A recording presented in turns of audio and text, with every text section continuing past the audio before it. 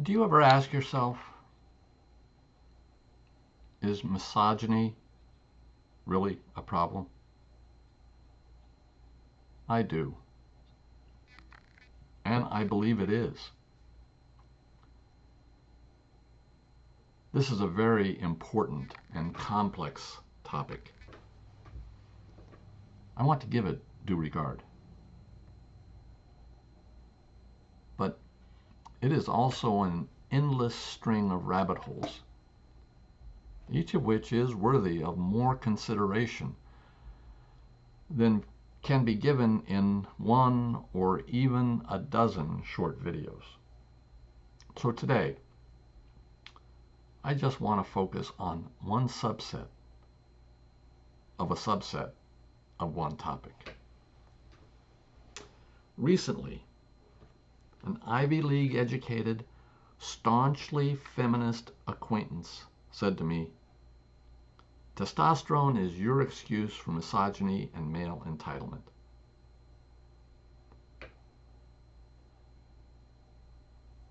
Understandable within the context of our conversation, that statement felt incorrect, profoundly incorrect, irrationally incorrect.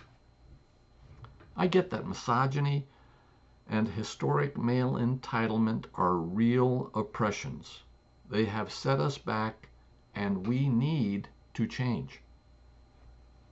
But incorrect or incomplete, irrational declarations like those we hear so often on the left and the right simply will not get us as a community where we need to go. Testosterone is a vital hormone produced by both men and women, heavily influencing the health and behavior of both sexes. Today, millions of men between the ages of 40 and 90 invest significant financial resources into testosterone replacement drugs and therapies purely for physiological well-being. Attributing the existence of this essential hormone strictly as an excuse for misogyny and male entitlement misrepresents who we are and why we behave the way we behave. Consider individuals, frequently men, who respond with immediate aggression when confronted with inevitable cognitive dissonance. When presented with facts that challenge their foundational beliefs, they become belligerent, irrationally volatile, and often abusively vulgar.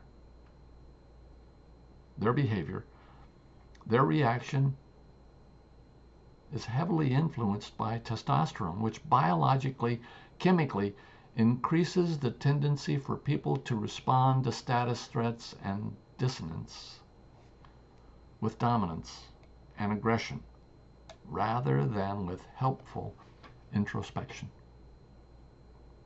However, assuming this aggressive response is exclusive to misogynistic or entitled individuals is an unfounded assumption.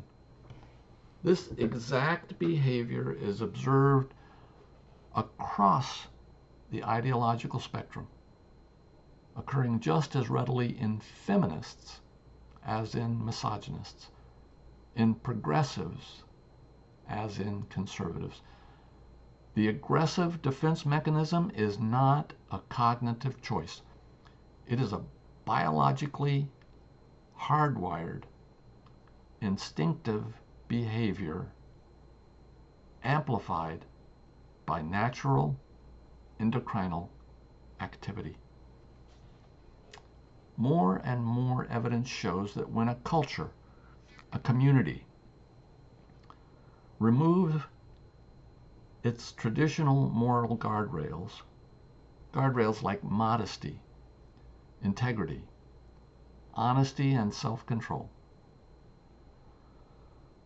Without understanding the drivers of instinctive behavior,